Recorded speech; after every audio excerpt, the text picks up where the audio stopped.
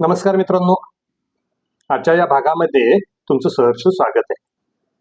मित्रांनो, पाठीमागच्या भागामध्ये आपण समजावून घेतलं ऑरा काय असतो, शरीरातील इंटरनल एनर्जी काय असते, आणि याचबरोबर आपण पहिलं चक्र समजावून घेतलं, मूलाधार चक्र. आज आपण जाणून घेणार आहोत स्वाधिष्ठान चक्र. कुठं असतं हे स्वाधिष्ठान चक्र? मित्रांनो, शरीरामध्ये ज्यावेळी एनर्जीचे फ्लो वाहत असतात, ऊर्जेचे स्रोत वाहत असतात, तर त्यावेळी काही ऊर्जेचे प्रवाह एकत्रित येतात.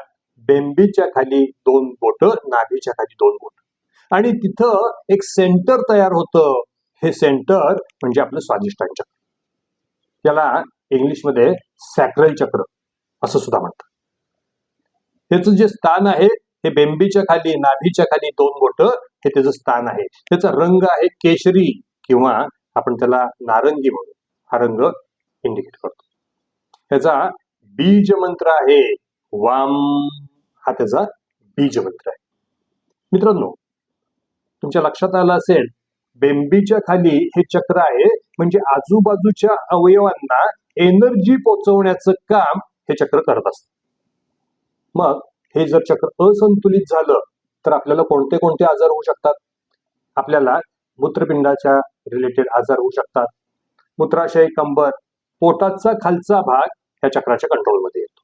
भावना व्यक्त करणं हे या चक्राच्या अंतर्गत असतं. एखाद्या व्यक्तीला खूप राग येतो, खूप मोह असतो, लोभ असतो, मत्सर असतो.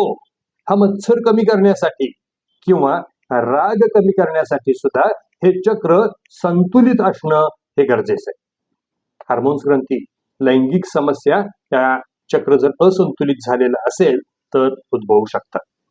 मित्रांनो, नात्यामध्ये दुरावा येणं, नवरा बायकोंच्या रिलेशन मध्ये दुरावा येणं, किंवा घरातील इतर लोकांच्या सदस्यांच्या सोबत न पटणं, याचं कारण सुद्धा हे चक्र असू शकतं. स्वाधिष्ठान चक्र जर तुमचं संतुलित असेल तर नात्यामध्ये नक्की गोडवा येऊ शकतो. राग, लैंगिक समस्या, त्याचबरोबर मित्रांनो अजून एक सांगायची इच्छा आहे. ज्यावेळी आपण जॉब करत असतो, नोकरीला जात असतो, किंवा तुमचा स्वतःचा व्यवसाय असता, आणि ह्यामध्ये आपण खूप वेळा प्रॉब्लेम फेस करतो मॅन पॉवरचा. कामगार खूपशा वेळी आपल्याला सोडून जातात, नवीन कामगार मिळत नाहीत, कामगारांचे प्रॉब्लेम येतात. मित्रांनो, स्वाधिष्ठान चक्र भावनांवर कंट्रोल करणारं चक्र आहे.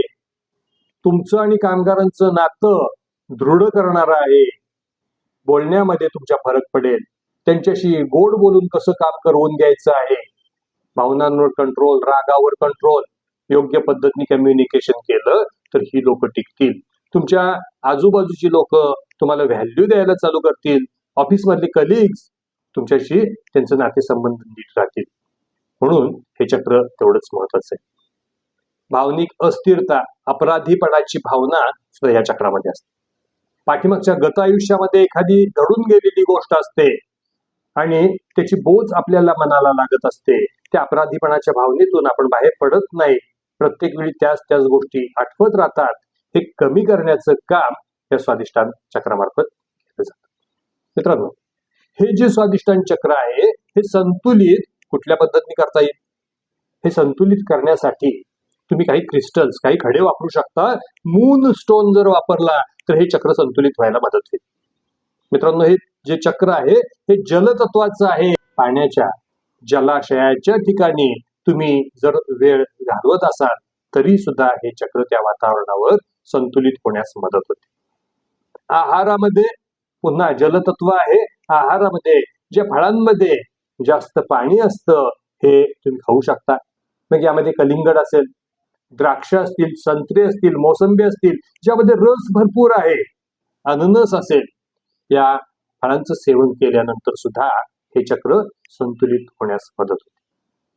जर योगासनाचा विचार केला तर ह्या योगासनामध्ये भुजंगासन असेल, बद्ध कोणासन असेल, या आसनांमुळे हे चक्र संतुलित होण्यास मदत होऊ शकते. पण आपण तुम्हाला रिकमेंड करतो, जर तुम्ही मेडिटेशन करत असाल तर हे चक्र चांगल्या पद्धतीने संतुलित होण्यास मदत होते. मित्रांनो, लक्षात ठेवा, नवरा बायकोंच्या नात्यामध्ये दुरावा आहे, नक्की तुमचं हे चक्र बिघडलेलं आहे. ऑफिसमध्ये तुमच्या लोकांशी पटत नाहीये, आजूबाजूच्या लोकांशी पटत नाहीये, चक्र बिघडलेलं आहे. कामगार सोडून जातात, चक्र बिघडलंय. संतुलित राहायला हवं. सोपे सोपे उपाय आहेत, करू शकतो. तर कोणाला इच्छा असेल, आपल्या ग्रुपमध्ये मेडिटेशन फ्री ऑफ कॉस्ट आपण देत आहोत. कोणाला इच्छा असेल तर ते आपला ग्रुप जॉईन करू शकतात.